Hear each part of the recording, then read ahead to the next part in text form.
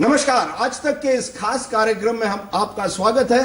हमारे साथ है देश के नंबर 1 स्टार, सुपरस्टार, जो अपना 50वां सालगिरह सेलिब्रेट कर रहे हैं। The one and only Shahrukh Khan हमारे साथ है। पहले ट्विटर टाउन हॉल में, देश के पहले ट्विटर टाउन हॉल पे शाहरुख खान आपके सवाल लेंगे। First of all Shahrukh, happy birthday हम सब की तरफ से। Thank you very much. जियो हजारों साल। थैंक यू वेरी मच और शुक्रिया आपकी दुआओं के लिए। Rajdeep, it's great to be with you and the Twitter town hall, first time in India. So God bless you and this is the best way I could celebrate my birthday.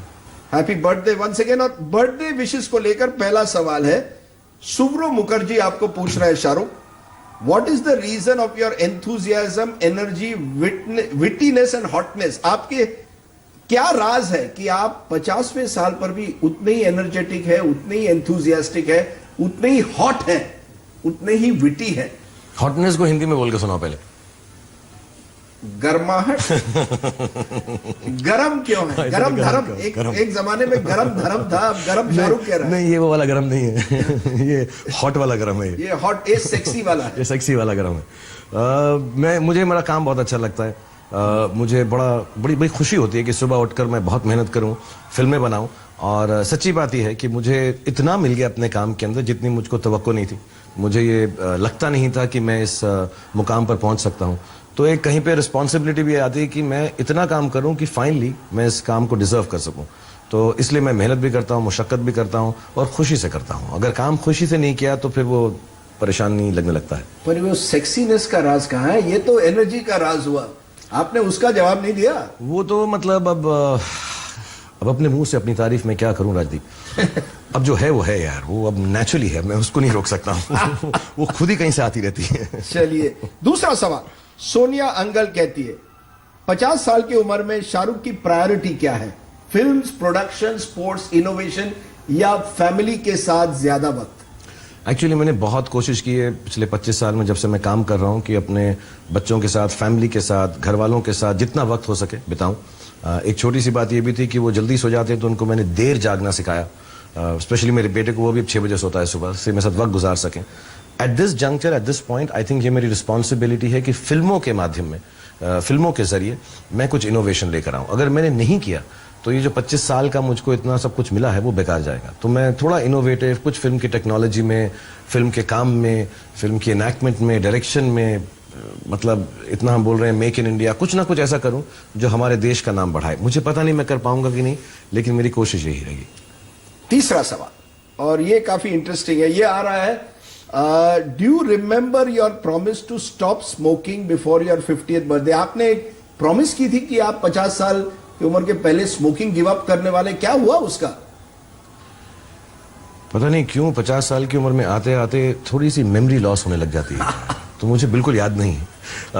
अगर मैंने किया भी था, वो हर साल मैं करता हूं, लेकिन ये बहुत बुरी बात है। सिगरेट पीना, धूम्रपान करना हानिकारक है, उससे कैंसर होता है, सारी बीमारियां होती हैं। और मैं ये कहना चाहूंगा, जितने भी लोग मुझे प्यार करते हैं, कि मुझसे अगर नफरत करने की एक वजह है तो मेरी सिगरेट है। मैं बहुत कोशिश करूंगा, मेरे बच्चे बोलते हैं, और मैं बेइंतहा कोशिश करूंगा कि मैं उसको छोड़ दूं। अगर इसको आप प्रॉमिस समझे तो ये मत समझिएगा कि मैं फिर तोड़ूंगा। इस बार मैं पक्का कोशिश करूंगा। कोशिश करोगे? हाँ, लेकिन इस बार अभी चल रहा है, अभी चल रहा है, बहुत सालों से चल रहा है। मेहनत जारी है। मेहनत जारी है। अमन छाबरा सवाल पूछते हैं, क्या वजह है कि आजकल आप एक ही फिल्म कर रहे हैं? Happy birthday, have a fantastic day. उनका कहना है, एक ही फिल्म क्यों कर रहे हैं साल में? 2015 में एक ही फिल्म आपकी निकल रही है, दिलवाले, दिसंबर के महीने में। हाँ, मैंने इस साल नहीं, पिछले 3-4 साल एक ही फिल्म की थी। मुझे बहुत चोटें लग गई थी, मेरा नी की सर्जरी हो गई, दोनों शोल्डर की हो गई, स्पाइन की हो गई, तो 7-8 महीने उसको ठीक करने में लग गए। और फिर हमारी कंपनी थी रेड चिलीज, उसको मैं जब शुरुआत की थी तो मुझे लगा कि मैं अवेलेबल रहूं। बहुत हमने मल्टी स्टारर्स बनाई, हैप्पी न्यू ईयर, चेन्नई, चलते चलते, ओम शांति ओम। तो मुझे लगा मैं जो है हमेशा मुहैया रहूं अपनी कंपनी के लिए। लेकिन पिछले 4 महीने पहले मैंने ये डिसाइड कर लिया कि अब जो है मैं साल में 3 फिल्में जरूर करूंगा जो मेरे मन की हों। क्योंकि मुझे देवेंद्र वर्मा साहब ने कहा था कि फिल्म क्या करो, एक तन के लिए, एक धन के लिए और एक मन के लिए। तो अब वक्त आ गया है कि मैं मन के लिए फिल्में करूं, और 3 करूंगा। 15 फिल्में मैं कोशिश करूंगा जो मेरे दिल को भाती हैं, खूबसूरत सी बनाऊं। अगले 5 साल में शाहरुख खान 15 फिल्म करेंगे? 15 फिल्म भी करता हूं और सिगरेट छोड़ने की कोशिश भी करता हूं। आजकल बहुत वादे कर रहे हो, ये होता है जब आप 50 साल के बन जाते हो। मयंक मंत्री सवाल पूछते हैं, Going back to the time when you were not a star, did you imagine you would become India's most loved superstar? क्या कभी आपको कभी भी सोचा था कि शाहरुख खान देश के सबसे मोस्ट लव, सबसे प्यारे सुपरस्टार बनेंगे? नहीं, मैंने कभी तवक्को भी नहीं की थी। मैं बिल्कुल झूठ बोलूंगा कि मुझे ये समझ भी थी।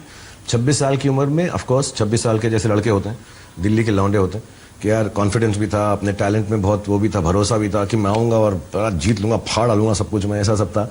लेकिन जब मिलना शुरू हुआ तो मुझको पहले 5 साल में ही ये मालूम पड़ गया कि यार ये कुछ ज़रूरत से ज़्यादा है, हैसियत से ज़्यादा है, और टैलेंट से तो बहुत ही ज़्यादा है। मैंने कभी ऐसा नहीं सोचा था। और मुझसे जब भी लोग पूछते हैं, लोग समझते हैं कि मैं ऐसा एरोगेंस से बोल रहा हूँ, लेकिन मुझसे जब पूछा जाता है कि किसकी ज़िंदगी मिलनी चाहिए, मैं चाहूँगा हर लड़के, हर लड़की, हर नौजवान को मेरी ज़िंदगी मिले, क्योंकि मुझको वो ज़िंदगी मिली है जो ख्वाबों में भी नहीं मिलती। वाकई। और आपने कभी सोचा नहीं था किसी भी वक्त? बिल्कुल भी नहीं। जब आप दिल्ली के लौंडे थे तब? नहीं, बिल्कुल मेरे दिमाग में दूर दूर तक ये बात नहीं थी। ऑफ कोर्स मैं कह रहा हूँ, जैसा जब लौंडा होता है आदमी तो समझता मैं ये भी कर लूंगा, ये भी कर लूंगा, मैं ऐसा कर लूंगा। तब उस जमाने में सब अनिल कपूर साहब, सनी देओल जी, संजय दत्त, ये सब अब तो दोस्त हैं हमारे, तो सब थे तो यार मैं ऐसा कर लूंगा, ऐसा फाइट कर लूंगा। लेकिन जो मुझे मिला है उसकी ना मेरी हैसियत है, और मैं बहुत बहुत बहुत खुशगवार हूँ। बहुत शुक्रिया अदा है खुदा का, लोगों का, सबका। लेकिन मैंने नहीं सोचा था, ये बड़ा गलत होगा। इन माई वाइल्डेस्ट ड्रीम्स ऑल्सो मैं ऐसा सोचा हो कि मैं ऐसा बन जाऊंगा। दूसरा सवाल है मेहरून निसा का। How is your journey working with Kajol? बहुत साल के बाद आप काजोल के साथ काम कर रहे हो। बाजीगर में करीब 20-22 साल पहले किया था, फिर दिलवाले दुल्हनिया ले जाएंगे जो अभी भी चल रही है। किस तरह से इतने सालों के बाद किसी एक्टर के साथ काम करना जिसके साथ आपकी बड़ी हिट पैर रही थी एक जमाने में? मतलब मेरे को हम जुड़वा टाइप हो गए अब। एक्चुअली 22 साल से मैं उनको जानता हूँ। पहली फिल्म जब मैंने उनके साथ की थी तो 1 तारीख को की थी। नया साल में काम से शुरू करता हूँ, और हम लोग थोड़े से सब थके हुए थे, और वो इतनी बात कर रही थी सुबह, तो बड़ा परेशान हो गया। उनका शॉट करते हुए मुझे लगा यार इतनी बेचारी ऐसा लग रही थी कि बिल्कुल फोकस नहीं है, कुछ करती नहीं है। तो मुझसे एक एक्टर ने फ़ोन करके पूछा यार कैसी, उनका नाम बहुत सुना। मैंने कहा बहुत बेकार है यार, बिल्कुल अच्छी नहीं है। और फिर मैंने बाजी करके रशेस देखे, और मैं उसको बार बार फ़ोन करता रहा। उनकी टेलीफोन आंसरिंग मशीन थी कि यार सुपर्ब एक्ट्रेस है, मैजिक है, और काजोल मैजिक है। और काजल हर चीज़ दिल से करती है, मैं बहुत सारी चीज़ें टेक्निक से करता हूँ। तो हम ऑपोजिट हैं एकदम, और एक दोस्ती है, प्यार है, प्रेम है, और एक फैमिली जैसे हैं। So it feels beautiful to work with her. और मुझसे किसी ने अभी रिसेंटली पूछा था कौन लड़के तुम काजल को किन फिल्मों में तुमने मिस किया। मैं ऐसा बोलता हूँ काजल को मैंने हर फिल्म में मिस किया। ये बाकी एक्ट्रेसेस के सामने भी बोलोगे या बस केवल मुझसे, मेरे सामने कहोगे? आप जिस एक्ट्रेस का पूछेंगे उसके बारे में यही कहूंगा। अच्छा, रोमांटिक यही तो इतने हाथ थोड़ा फैलाता हूँ। वेल डन शाहरुख खान, आप दिल्ली के वाकई दिल्ली से आए हुए हो। इतना हाथ फैलाता तो 2 केले होता, इतना होता 4। इतने फैलाता हूँ यार, तो सारी की सारी मेरे समा सकती हैं। राहुल घोषाल पूछते हैं, शाहरुख आप पिक्चर डायरेक्ट करोगे? जब मैं एक्चुअली मैस कॉम कर रहा था, मैं यही चाह रहा था कि मैं एड फिल्म्स डायरेक्ट करूं। फिल्म तो बहुत बड़ी बात थी, और मेरे को ऐसा लगता है डायरेक्शन में 2 प्रॉब्लम्स हैं। एक, मेरे को कॉन्फिडेंस नहीं है उतना अभी कि मैं फिल्में बना सकूं। मुझसे जवान, मुझसे छोटे लड़के मेरे साथ काम करें, मनीष शर्मा भी फैन में कर रहे हैं, जो मेरे फैन थे। दिल्ली से फिल्में बनाने ही इसलिए आए न्यूयॉर्क से कि शाहरुख खान दिल्ली से आया। मुझे वो कॉन्फिडेंस नहीं है ओके कहने का। और दूसरा, मुझे लगता है डायरेक्शन बहुत लोनली जॉब है, बहुत अकेली नौकरी है। मेरी नौकरी वैसे ही इतनी अकेली है, मुझे उस अकेलेपन से डर लगता है। लेकिन हैविंग सेड दैट, 5 साल मैं ये 15 फिल्में करूंगा इंशाल्लाह। उसके बाद कोई कॉलेज में एनरोल होऊंगा, थोड़ा इंटर्नशिप करूंगा, और फिर शायद हिम्मत बढ़ा के करने की कोशिश करूंगा। करीना हर्नांडेज पूछती है, Shahrukh Bollywood is ruled by family clans, परिवारवाद है, वंशवाद है, जैसे राजनीति में है, लेकिन आप उसके ऊपर हैं। क्या ये एक तरह से आपकी सबसे बड़ी कामयाबी है कि आप सेल्फ मेड हैं? एक तरह से मैं कहूंगा आप बॉलीवुड के महेंद्र सिंह धोनी हैं। कोई एक तरह, you came from the outside, आप बाहर से आए हैं और पूरे बॉलीवुड के बादशाह बन गए। एक्चुअली क्योंकि मैं यहाँ का नहीं हूँ, क्योंकि मैं आउटसाइडर हूँ, तो यहाँ की असलियत नहीं मालूम थी, प्रैक्टिकल बातें, असलियत ज्यादा प्रैक्टिकल बातें नहीं मालूम थी। और जब चीज कम मालूम हो तो डर कम लगता है। तो इसलिए मैंने कुछ ऐसी चीजें कर ली। मुझे याद है बाजीगर, डर, जो सबने मुझे बोला, मेरे दोस्तों ने बोला कि यार ये फिल्म नहीं कर सकते। मेरे प्रोड्यूसर्स ने बोला यार वो मेरी पिक्चर से पहले मत रिलीज किया, यार तू नेगेटिव कैसे कर सकता है हीरो। लेकिन आई थिंक डर नहीं था तो चीजें बढ़ जाती हैं। और दूसरी बात यह है, मैं 2 चीजें थोड़ा डिसएडवांटेज रहता है जो लोग यहाँ पे अपने खानदान के बारे में एक शैडो के साथ आते हैं। एक क्योंकि उत्तराधिकारी है तो ऐसा लगता है कहीं ना कहीं पे यार अपनी फैमिली का नाम करना है। मुझे 2 बातों का बिल्कुल डर नहीं था। मुझको ये डर नहीं था कि अपने बाप का नाम खराब करूंगा, मेरा बाप तो यहाँ से था ही नहीं। या माँ का नाम खराब करूंगा। और दूसरी बात, मैंने कभी ये सोचा नहीं कि मेरे बेटे को मुझे हीरो बनाना है या बेटे को हीरोइन बनाना है। नहीं बनाना, तो नहीं बनाना। अगर दोनों चीजें ना भी हो तो मेरे लिए ठीक है। मैं ही बन गया, बहुत बड़ी बात है यार। हमारी फैमिली में मतलब मुझ पे तो मेरे बच्चे हंसते हैं कि पापा आप हीरो कैसे बन गए, तो एक ही हो गया तो बहुत है। इस सेगमेंट का आखिरी सवाल है जो पूछ रहे हैं, इज देयर ग्रोइंग इंटॉलरेंस? क्या देश में आपको लगता है कट्टरवादी जो भावना है कि लोग एक्सट्रीम बन गए, एक दूसरे की बात सुनने के लिए तैयार नहीं है? क्या आपको भी ऐसा महसूस होता है? आई थिंक देश में नहीं, पहले तो आई थिंक हर जगह पे, सोशल मीडिया, दुनिया में आई थिंक हम थोड़े इम्पेशेंट हो गए। मेरी और आपकी उम्र ऐसी है कि हमको लगता है पेशेंस, थोड़ा मेलो है जैसा आप कहते हो, लेकिन जो जवान पीढ़ी है वक्त नहीं है उनके पास, तो I think over react fast कर जाते हैं। और अब आवाज सुनने के माध्यम बहुत सारे हैं। पहले एक टीवी पे इंटरव्यू आपके साथ करने में हमको वहां दिल्ली आना पड़ता था, आराम से बैठते थे पूरा 6 दिन का, अब आराम से हो जाता है। आज फोन करूं, राजदीप भाई कुछ कर लें यहाँ प्लीज, मेरे लिए कर दो आपको, अच्छा बेटा तुम यहाँ आ जाओ, हो जाएगा सेट। बट आई थिंक अब माध्यम बहुत हो गए तो आवाज ज्यादा हो गई है। हैविंग सेड दैट, मुझे कहीं ना कहीं पर यह भी लगता है कि आवाज ज्यादा होने के बावजूद सिर्फ आवाज ही नहीं है, कहीं पर नेगेटिव आवाज भी ज्यादा हो गई है। थोड़ी सी इंटॉलरेंस जरूर है। और मैं सिर्फ ये रिक्वेस्ट कर सकता हूँ इस देश का वासी होने के नायक, जेन्युइनली, कि यार प्लीज प्लीज प्लीज ये जो अनसेक्युलर आवाजें हैं वही हमारे देश को, हम हमेशा बोलते रहते देश प्रगति पे है, आगे बढ़ गया, नया भारत है, भारतवर्ष आगे निकल जाएगा, हम चाइना को पीछे कर देंगे, उसको पीछे कर देंगे, we are the super power. We will never be a power if we are not going to believe कि सारे रिलीजन, सारे जो तबके हैं सबके सब बराबर हैं। तो हिंदू मुस्लिम की जो एक तरह से ये जो डिवीजन होते हैं कभी कभी सोसाइटी में, आपको लगता है कि उनको कॉम्बैट कर उनको रोकना पड़ेगा, उनको फाइट करना पड़ेगा? आपके ख्याल में भारत जो है वो एक ऐसा देश है जो इस तरह की भावनाओं से दूर हटकर भारत को आगे बढ़ना पड़ेगा? अगर हमें चांद पे पहुंचना है तो हम लून नमक की बातें ना करें तो बेहतर है यार। ये लून मिर्ची ये सब बातें पुरानी हो गई हैं। और एक्सक्यूज जो मैं हमेशा सुनता हूं, आप लोग भी बोल देते हैं टीवी पे, मैं सुनता भी हूं, इतना हम नॉर्मली बोल देते हैं, वो वोट बैंक है। I think bullshit to vote bank. मुझे तो लगता है ये होना ही नहीं चाहिए। Hindu vote bank, Muslim vote bank, ऐसा होना नहीं चाहिए। मैं सुनता हूं वो वोट बैंक है, उसको तो आप लोगों को भी, और मैं sorry I am not giving any advice, लेकिन आप लोगों को भी बोलना चाहिए कि ये बिल्कुल गलत है। कैसा है वोट बैंक यार, ये नॉनसेंस है। पढ़े लिखे हो जाओ, आगे बढ़ो। और रिलीजन मतलब जेन्युइनली किसको किस आपके नेबर है, मैं आपके साथ बैठ के, आप हिंदू हैं, मुसलमान हैं, आप मुंबई से हैं, मैं दिल्ली से, क्या फर्क पड़ता है यार? अब मैं यहाँ रह रहा हूँ, आप दिल्ली में रह रहे हैं, कोई डिफरेंस आप ईद मनाते हैं, आप दिवाली मनाते हैं, गौरी हिंदू थी, आप मुस्लिम थे, आपने इंटर रिलीजियस मैरिज की। एक तरह से आप एक मिसाल हो कि क्या बन सकता है भारत। और एक्चुअली सच्ची बात यह है कि ये मिसाल नहीं होनी चाहिए, ये नॉर्मल चीज होनी चाहिए। आपके पिताजी पाकिस्तान से आए। हाँ, मतलब ये इसमें कोई मिसाल नहीं होनी चाहिए, ये नॉर्मल होना चाहिए।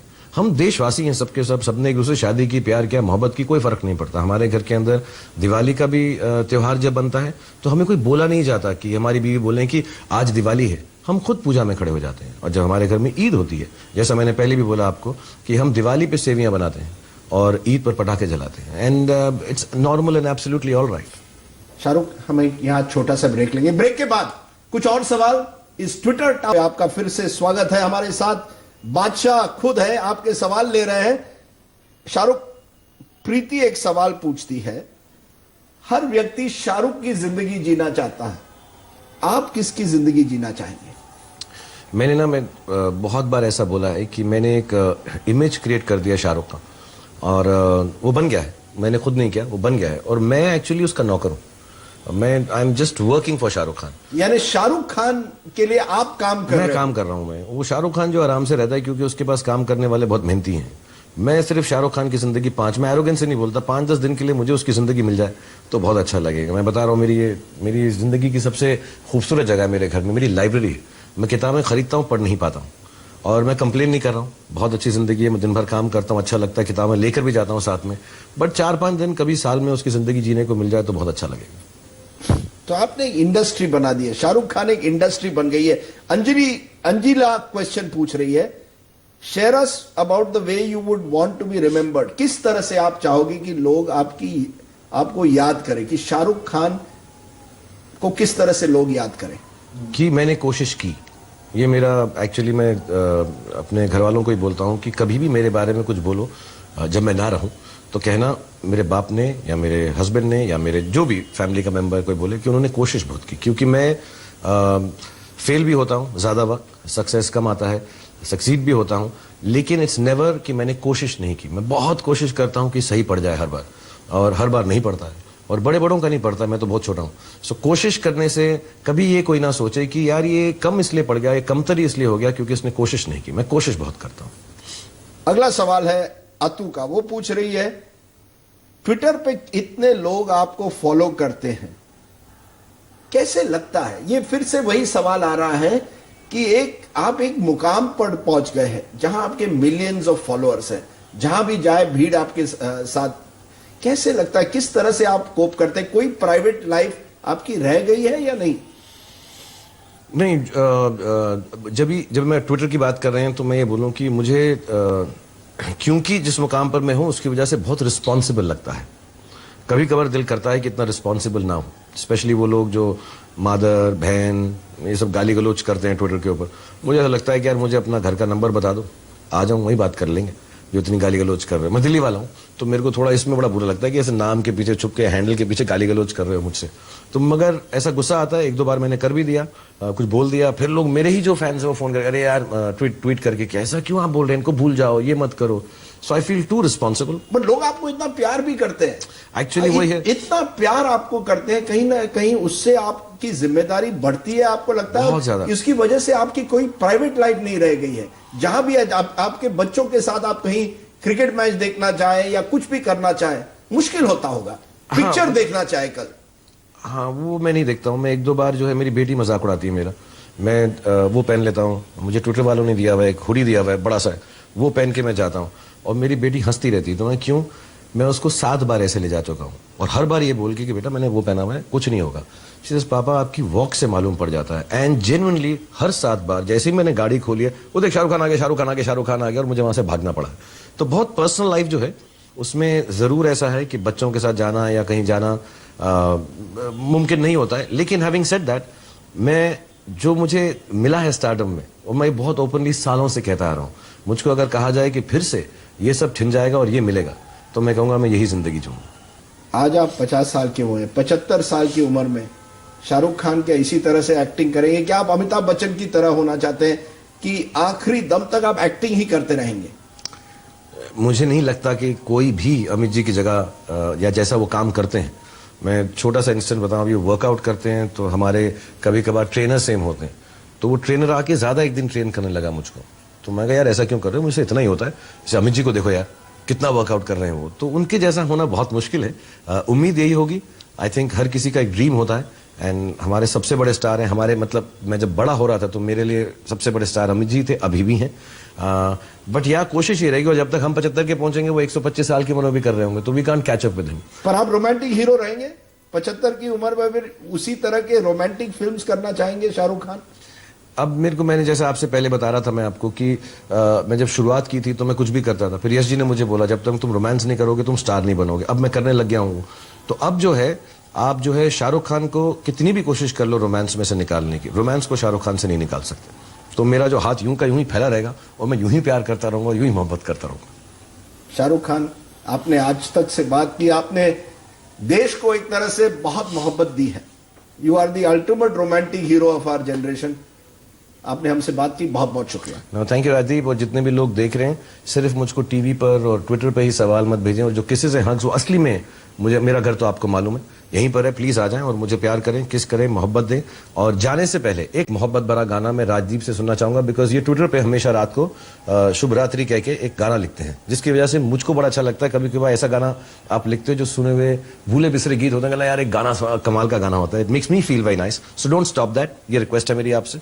और एक मोहब्बत भरा गाना मेरे जन्मदिन पे आप मुझे बताएं जो सुनूं जाके मैं। मुझे लगता है आपकी लाइफ की एंथम एक तरह से है।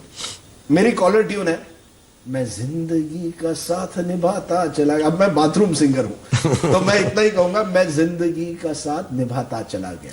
और ये जो गाना है बड़ी अजीब बात है, मेरे फादर का भी फेवरेट था, मेरा भी फेवरेट है, और मुझे बहुत खूबसूरत लगता है। उसकी सेकंड लाइन आपको गानी पड़ेगी।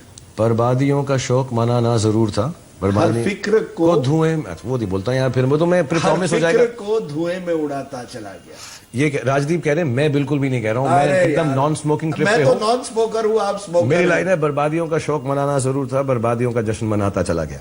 But thank you very much. Shahrukh Khan, आपने हमसे बात की, बहुत बहुत शुक्रिया।